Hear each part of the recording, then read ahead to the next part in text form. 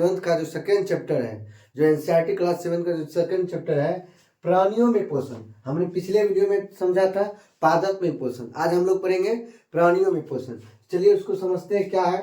तो पहला समझना है कि पोषण क्या होता है। हमने पिछले वीडियो में भी डिफिनीशन दिया था, जो फर्स्ट चैप्टर था। इसमें भी हम समझ लेते हैं कि सजीवों द्वारा भोजन ग्रहण करने एवं इसके उपयोग की विधि को क्या कहते हैं, पोषण कहते हैं। ठीक, अब इसको हम समझ चुके हैं। अब आगे समझते हैं। भोजन कई रासायनिक पदार्थों के सम्मिश्रण से बना होता है। भोजन में बहुत सारे चीज मिला रहता है। तो क्या क्या रहता है इसमें? आपको वसा और कार्बोहाइड्रेट मिलेगा, उसके बाद प्रोटीन मिलेगा, उसके बाद विटामिन मिलेगा, खनिज लवण मिलेगा। अब जो वसा, कार्बोहाइड्रेट या विटामिन या खनिज लवण या प्रोटीन, उसका क्या क्या कार्य होता है? तो हमारे शरीर में जो वसा और कार्बोहाइड्रेट, इससे हमको ऊर्जा मिलता है। क्या मिलता है? ऊर्जा, जो हमें शक्ति मिलती है। उसके बाद प्रोटीन शरीर के वृद्धि में सहायक होता है। शरीर का लंबा होना, छोटा होना, उस शरीर के शारीरिक विकास में कौन सहायता देता है? प्रोटीन। उसके बाद जो विटामिन का काम है रोगों से बचाना, यानी कोई बीमारी होने से बचाना, या अगर विटामिन की कमी होती है तो कोई ना कोई रोग ग्रसित हो जाता है। तो उसके बाद अगर विटामिन कमी होता है तो आँख का अंधा होना, ये सब किसके कारण होता है? त्वचा का सिकुड़ना, ये सब किसके कारण होता है? विटामिन की कमी से। यानी कि मोटा मोटी समझे तो बीमारियों से बचाता कौन है? हमें विटामिन बचाता है। उसके बाद आता है खनिज लवण हमें रक्त निर्माण, हड्डी का विकास, इस सब में मदद करता है। कौन? खनिज लवण।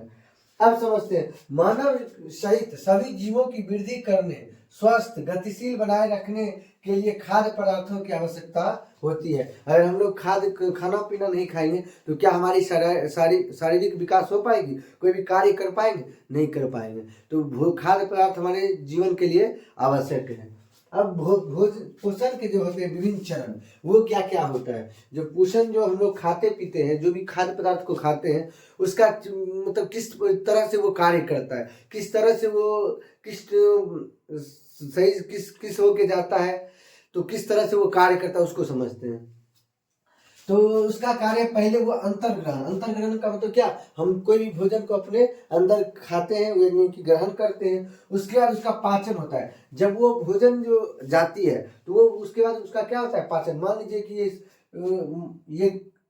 ये देखिए, मान लीजिए ये आपका शरीर से ये खाना उतर रहा है, तो हम पहले यहाँ मुख से क्या किए? भोजन ग्रहण किए। भोजन ग्रहण करने के बाद फिर ये अमाशय में जाता है। कहाँ जाता है? ये अमाशय में जाता है। अमाशय इस तरह से, इस अमाशय में भोजन आता है।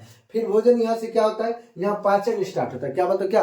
भोजन जो हम लोग खाते हैं तो जो भोजन जब खाते हैं तो 4-5 घंटे तक हमारे अमाशय में रहता है। अमाशय में भोजन पचना स्टार्ट करता है। तो पचने के बाद वो क्या होता है? भोजन में जो पचता है उसके बाद उसको जो हम लोग ठोस या तरल रूप में जो भोजन करते हैं, उसके बाद उसमें जितना भी न्यूट्रिएंट्स यानी कि पोषक तत्व रहता है, उसको क्या करता है? वो अवशोषण कर लेता है। कौन?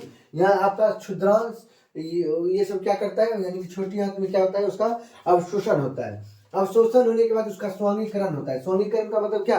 वो हर एक जगह पहुंचाता है कि कौन शरीर में कौन अंग में कितना चाहिए, उसको कौन पहुंचाता है? तो स्वांगीकरण के माध्यम से, उसी को क्या कहते हैं? स्वांगीकरण। उसके बाद जो बचे हुए पदार्थ, जो उसको हम लोग जैसे सिट्ठी कहते हैं, तो उसका जो अवशिष्ट पदार्थ है वो शरीर के बाहर निकल जाता है। वो किससे? एनस से, गुदा से बाहर निकल जाता है। तो क्या होता है? पहले हम लोग खाते हैं, अंतर्ग्रहण का मतलब ग्रहण करना। दूसरा अवशोष, पाचन, मतलब को जो भोजन करते हैं वो क्या होता है? पचता है। उसके बाद क्या होता है? उसका अवशोषण होता है। मतलब क्या? उसमें अच्छे चीज को अवशोषित कर लिया जाता है। उसके बाद क्या होता है? स्वांगीकरण, जो अवशोषित किए हुए पोषक तत्व को सभी अंग में पहुंचाना। उसके बाद लास्ट में होता है निष्कासन, बचे हुए अवशिष्ट पदार्थ को बाहर निकालना।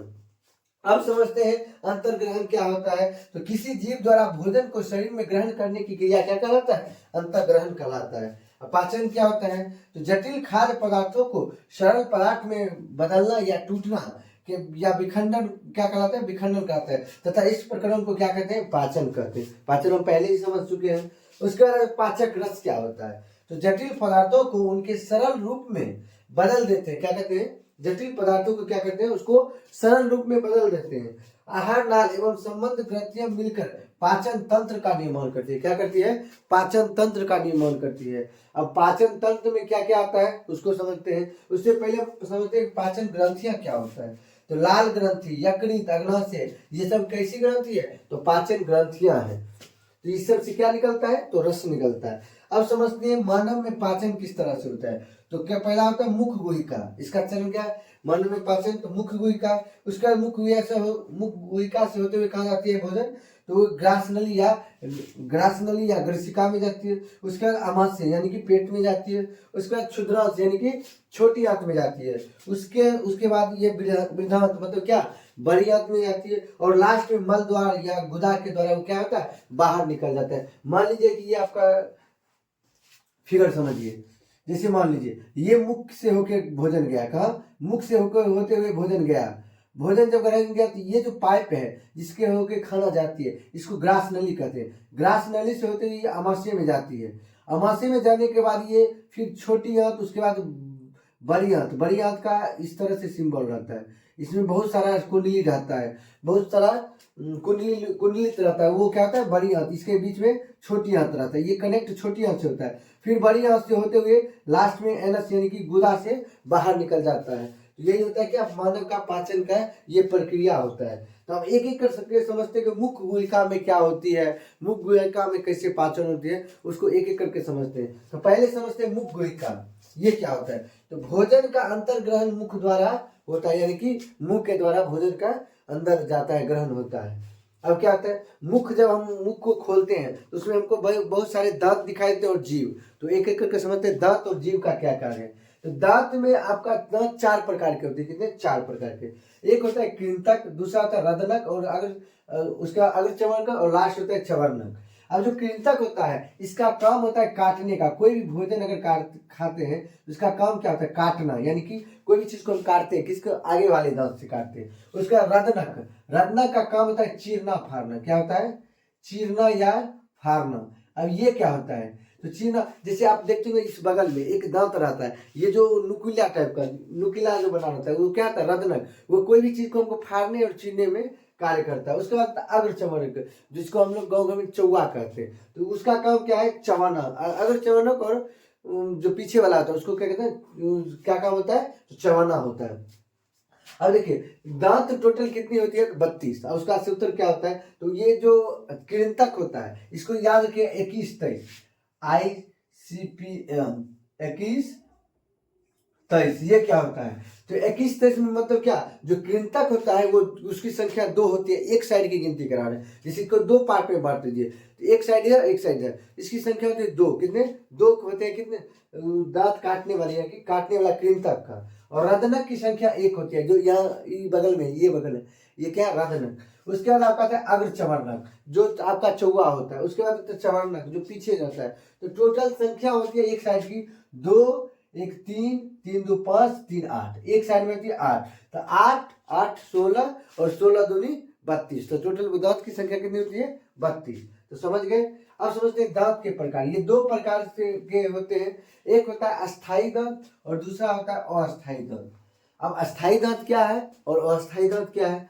तो अस्थाई दांत वो होता है जो एक बार आ गया वो दोबारा टूटता नहीं है। और अस्थाई जो दोबारा आता है, एक बार आता है, जिसको दूध का दांत भी कहा जाता है, जो एक बार आता है और दोबारा उसको टूट के फिर उसी जगह नए दांत का जन्म होना, उसको क्या कहते हैं? अस्थाई दांत। इसकी संख्या टोटल होती है 20। कितनी होती है? 20।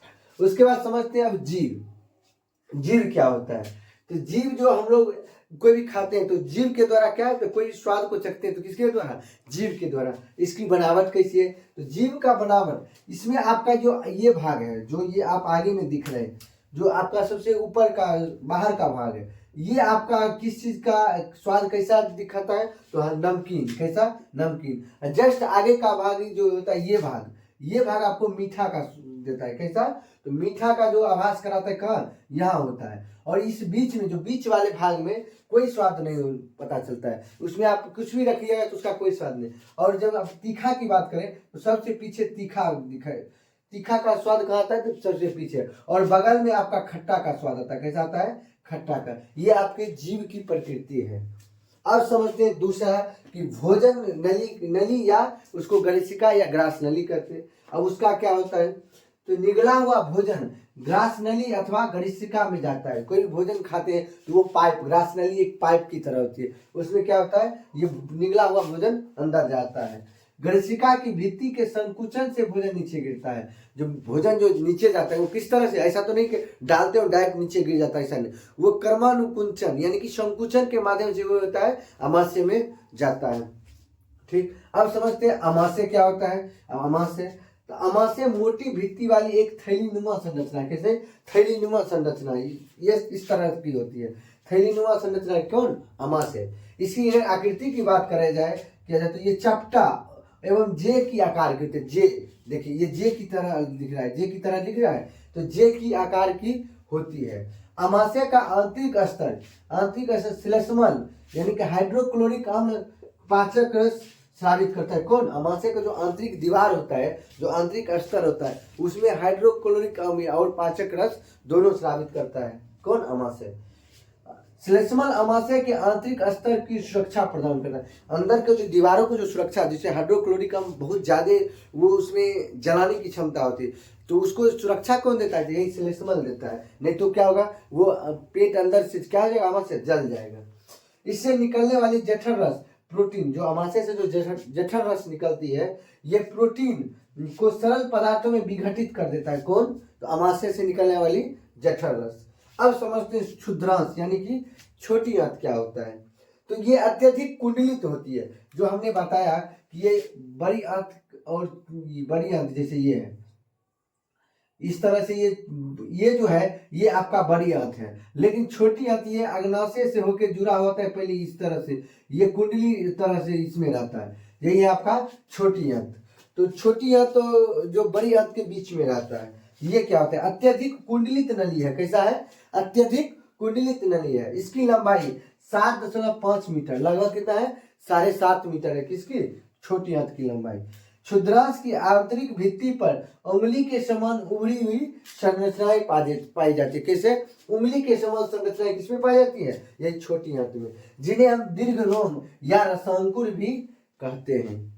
तो ठीक, तो आप इसका स्क्रीनशॉट लीजिए, इसे आगे देखते हैं।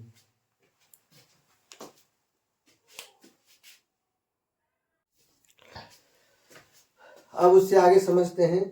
तो उस छोटी आंत के बाद हम समझते हैं थोड़ा, उसमें 2 टॉपिक है, यकृत और अग्नाशय। यकृत और अग्नाशय क्या होता है, तो यकृत गहरे लाल भूरे रंग की ग्रंथि है।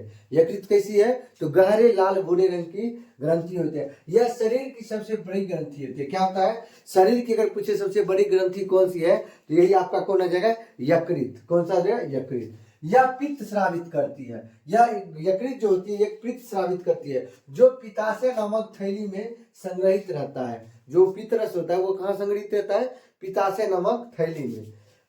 पित्तरस वसा के पाचन में महत्वपूर्ण भूमिका निभाती है। अगर वसा का जो पाचन होता है, यानी जो तेल में जो वसा होता है, तो उसका पाचन कौन करता है, तो ये आपका पित्तरस करता है।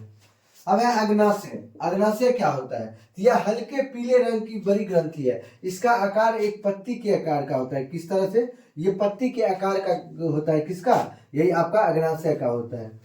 यह इससे क्या निकलता है, एक अग्नाशयी रस निकलता है, जो कार्बोहाइड्रेट एवं और प्रोटीन को सरल रूप में परिवर्तित करता है। कहेगा कार्बोहाइड्रेट और सरल प्रोटीन को सरल रूप में कौन परिवर्तित करता है, तो अग्नाशय से निकलने वाली अग्नाशयी रस। अब समझते हैं बृहदांत यानी कि बड़ी आंत क्या होता है। तो बड़ी आंत यह छोटी आंत की अपेक्षा चौड़ी, यानी कि इसका जो बड़ी आंत की जो आकृति होता है इस तरह से होता है, ये इस तरह से। ये क्या होता है कि छोटी आंत से चौड़ी होती है, यानी कि छोटी आंत ये पाइप के आकार का होता है, इस तरह से होता है, छोटी आंत इसी तरह से रहता है। लेकिन बड़ी आंत कैसी होती है, चौड़ी लेकिन छोटी होती है। इसका लंबाई टोटल कितना होता है, इसकी लंबाई 7.5 मीटर होता है, किसकी, छोटी आंत की। लेकिन बड़ी आंत की लंबाई कितनी होती है, तो 1.5 मीटर, तो उससे छोटी होती है।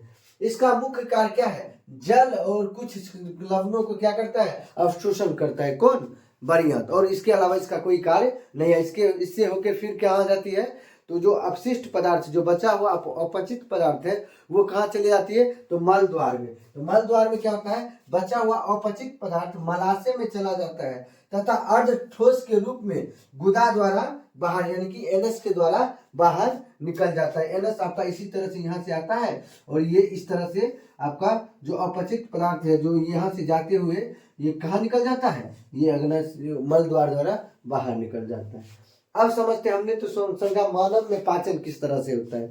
अब समझते हैं जो घास खाने वाले जंतुओं में पाचन किस तरह से होता है। तो होता है पहले उसमें होता है जैसे रूमेन, उसमें रूमेन क्या होता है यानी कि प्रथम अमाशय क्या होता है। तो जंतुओं द्वारा घास को जल्दी जल्दी निकल कर अमाशय के एक भाग में भंडारित कर लेते हैं। आप देखते हैं जब कोई भी घास खाने वाली होती है वो जल्दी जल्दी से निकल जाती है। गाय को देखते होंगे या भैंस को, वो क्या करती है तुरंत तुरंत वो खाते जाती है और क्या करती है तो वो उसको जो घास को होता है वो अपने अमाशय में जमा कर लेती है।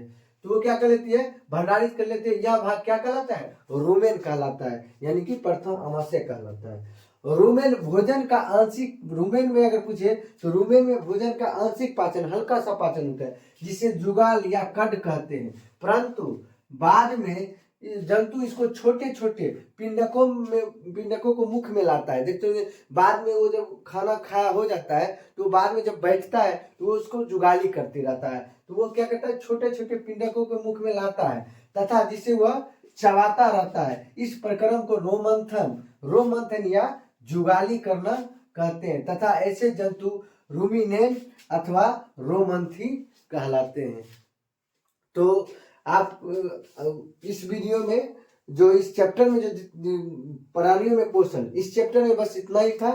तो आपको कैसा लगा ये वीडियो? तो वीडियो अच्छा लगे तो वीडियो को लाइक, चैनल को सब्सक्राइब और अपने दोस्तों के साथ शेयर कीजिएगा। धन्यवाद।